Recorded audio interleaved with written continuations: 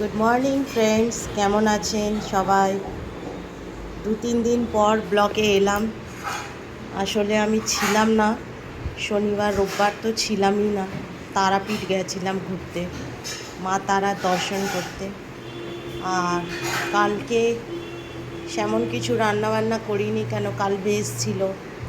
আর আমার খুব শরীর খারাপও আছে, বিকজ আমার জ্বর হয়েছে, ঠান্ডা লেগেছে বিশালভাবে। তো তাই জন্য ব্লগ ছাড়তে পারিনি।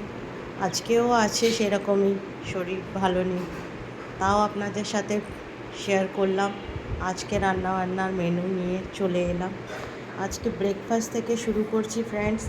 ব্রেকফাস্টে আজকে ভালো লাগছে না কিছু খেতে, তাই ব্রেড বাটার নিয়েছি।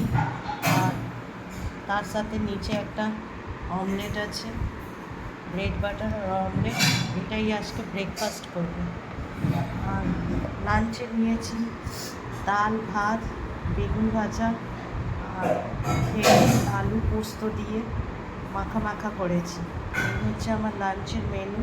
আর তার সাথে নিয়ে যাব হচ্ছে ঝিঙা আলু দিয়ে মাছের ঝোল করেছি, এটাই আমি লাঞ্চে নিয়ে যাব। আর ডিনারে বিকালে এসে অনেক খিদে পেয়ে যায়, তাই একটা গোলা রুটি করা হয়েছে ডিম দিয়ে, সমস্ত ডিম, পেঁয়াজ, কাঁচা লঙ্কা দিয়ে। এটা বিকালে এসে খাবো। আর রাতে ডিনারে রাইস আছে, বেগুন ভাজা আছে, আর এখানটায় একটু ভিন্ডি পোস্ত রেখেছি, আর এই যে ঝিঙা মাছের ঝোল কী করেছি।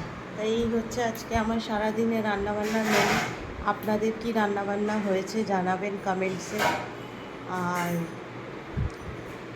আপনাদের ভালোবাসাটা আমাকে দেবেন। ভিডিওটা ভালো লাগলে একটা ছোট্ট করে লাইক অ্যান্ড শেয়ার করবেন। Thank you everyone. ভালো থাকবেন, সুস্থ থাকবেন।